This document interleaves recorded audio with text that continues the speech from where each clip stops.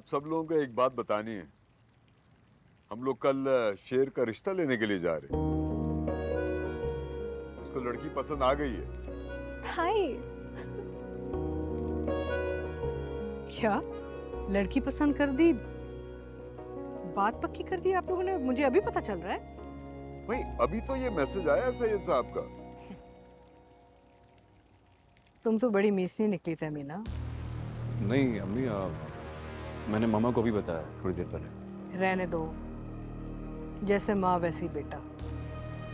खैर, मैंने तो बहुत सारी तैयारियां करनी है, आप लोग लगे रहें।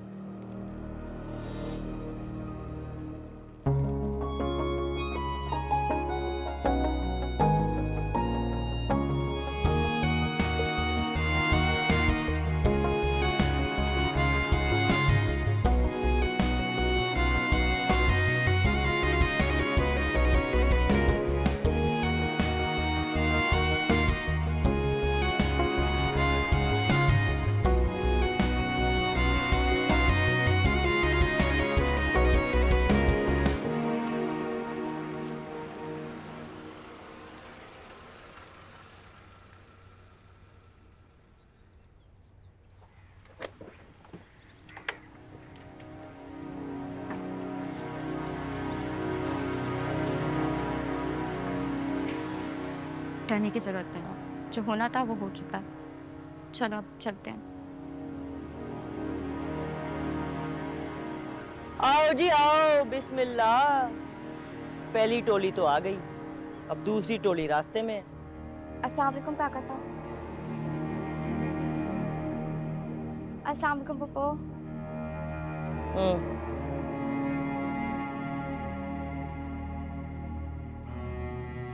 अस्सलाम वालेकुम काका साहब।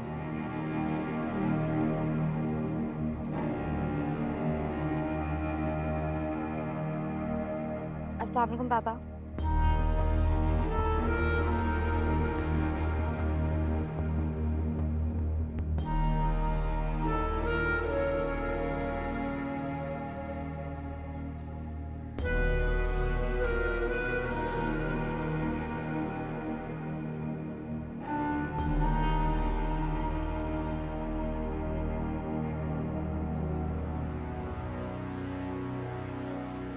मैं शर्मसार हूँ बाबू, मैं मरी नहीं। अगर मैं आपसे वादा करती हूँ, किसी की जान लेने से जान देने तक आपका हर हुक्म मानूंगी, कभी आपकी नाफरमानी नहीं करूंगी।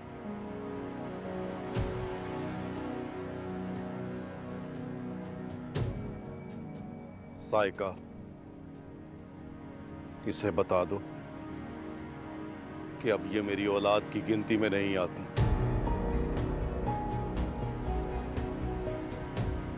मेरे लिए ये मुर्दों से भी बदतर है।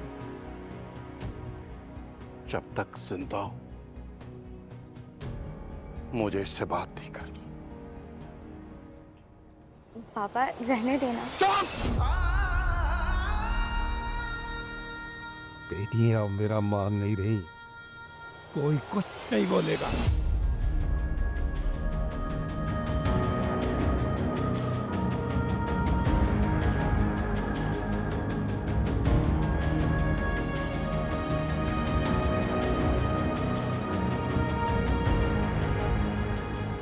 खंड दे रूप च मोरा है, मैं खाता है।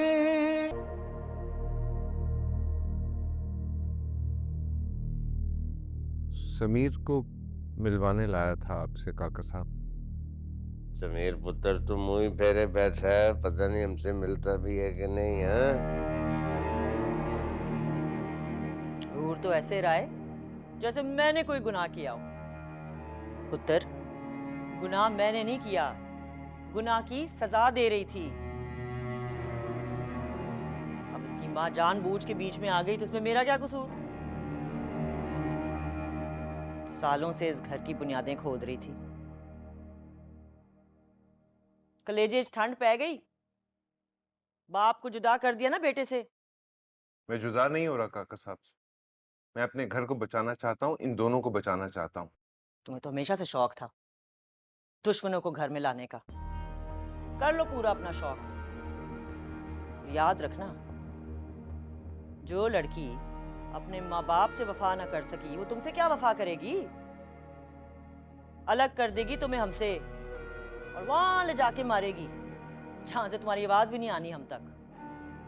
जीने नहीं देगी ये। मेरा साथ था तो इसलिए शायद बच गए, वरना आपकी तरह जहर ही उगलते रहते हैं। बकवास बंद कर। तो तेरे मुंह में जुबान कहां से आ गई? जब से आपकी जबान के साथ साथ हाथों से भी गोलियां चलने लगी। काका साहब, इनसे कहें कि जाए यहाँ से। क्यों? मैं क्यों जाऊं यहाँ से? तुम्हारे बाप का घर नहीं है जो तुम हुक्म चलाओगे। जी, इसलिए ही छोड़ के जा रहा है। और तो आज मेरे समीर का दिल ना खराब कर, ये ना हो कि मुझसे गले भी ना मिले। सही है काका साहब, अब तो मैं ही भारी पड़ गई हूँ ना आप पर। और यार थोड़ी देर की गल है, उसके बाद उसने वैसे ही चले जाना है। तो उनसे गिला करे ना जिन्होंने जख्म दिया है।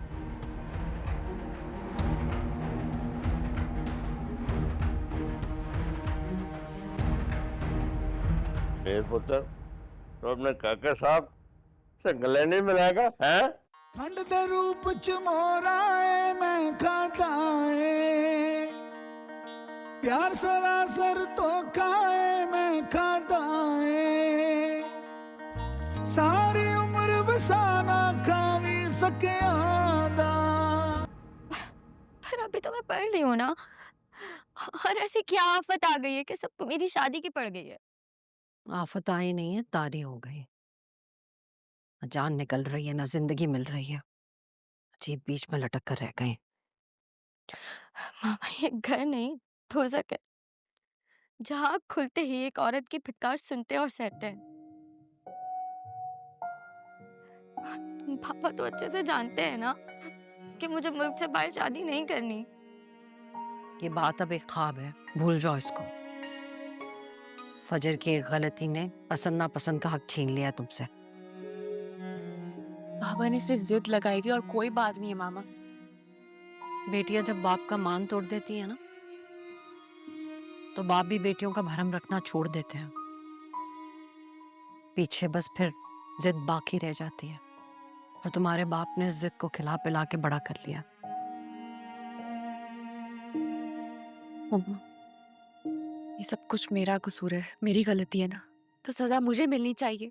मुझसे नफरत है करे, लेकिन इसका क्या कसूर है? मुझे नहीं पता फजर। ईद पे जो जोड़ा बना के दिया था वो अच्छा है, वो पहन लेना जब वो लोग आए, और तुम इसको तैयार कर देना। मेरी बात सुने, आप एक दफा बाबा से बात करके देखें, आपकी बात सुनते हैं ना। सुनते थे, और फिर तुम्हें मोहब्बत हो गई, और तुम्हारी उस एक मोहब्बत ने बाकी सारी मोहब्बतों का गला घोट दिया।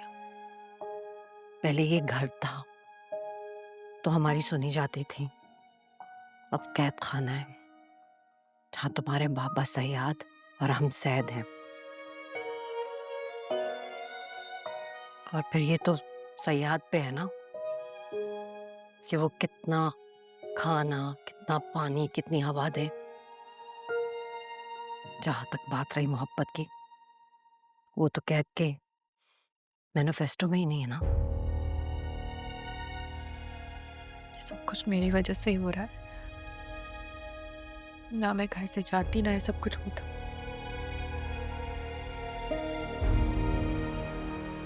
मेरे जुर्म की सजा इसको क्यों मिल रही?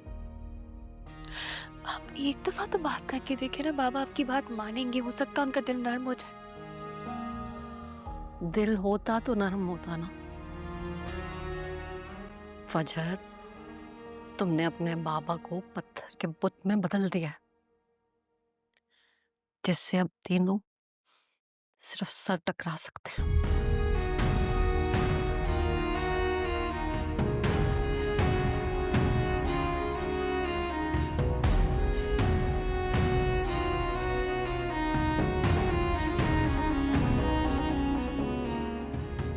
बात करके देखो।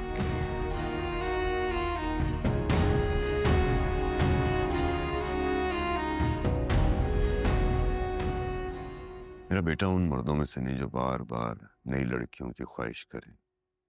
उसने अपनी पूरी जिंदगी में पहली दफा किसी लड़की का नाम लिया। मेरा बेटा बहुत अच्छा लड़का है, इसमें कोई बुराई नहीं है। इतना सीधा है कि हमारी उलझी हुई दुनिया में किस तरह चलेगा मैं सोच सोच के परेशान होता हूं। देखें, ये मेरे बेटे की जिंदगी भर की खुशियों का सवाल है। मैं अपने बच्चे को बहुत गहराई से जानता हूं। देखिए शाहजहान साहब, अगर जरा भी गुंजाइश होती तो मैं हाँ करने में बिल्कुल देर नहीं लगाता, लेकिन हमारे खानदान की मजबूरी है। लेकिन सैयद साहब, अब तो जमाना बदल चुका है ना। आपकी बेटी के लिए एक से बढ़कर एक रिश्ते होंगे, और इन सब के होते हुए इस रिवाज को बदलने में अगर कोई साहिब हैसियत इंसान पहल करे तो कितना अच्छा होगा। क्योंकि मेरा ख्याल है बहुत सी ऐसी लड़कियां होंगी जिनको सैयद रिश्ते नहीं मिल पाते। ऐसे माँ बाप आपके कंधे की आड़ में अपनी बच्चियों के घर बसा सकेंगे, उन्हें ब्याह सकेंगे। वो सब तो आप ठीक करेंगे, लेकिन मैं बहुत मजबूर हूँ भाभी, माजरत चाहता हूँ।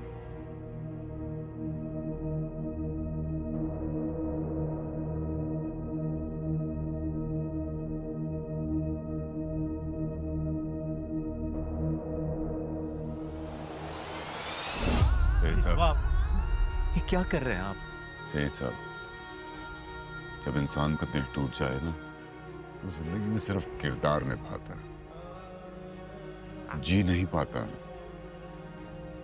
मैंने हमेशा सोचा था मैं अपनी औलाद को किसी आजमाइश से नहीं गुजरने दूंगा। प्लीज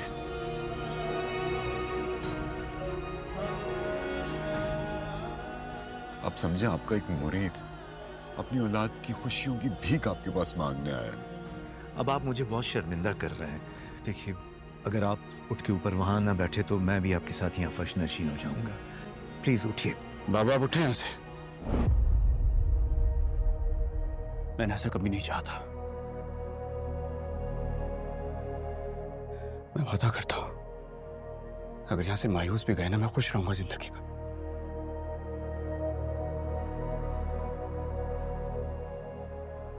मेरे बाप ने सबके सामने घुटनों पे बैठ के मेरी खुशियों की कीमत तो अदा की है।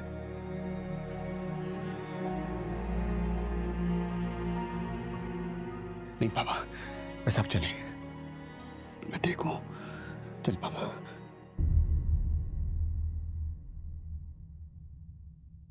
जीते रहो बेटा, तुम वाकई साले औलाद हो, वरना तो औलाद अपने मकसद हासिल करने के लिए माँ बाप को भिखारी तक बना देती है। मेरी बेटी रिदा, जिसका हाथ तुम मांगने आए हो, वो भी बिल्कुल तुम्हारे जैसी है। ठीक है, मैं उससे बात करता हूं। अगर वो मान जाती है तो आप मेरी तरफ से हाँ समझे।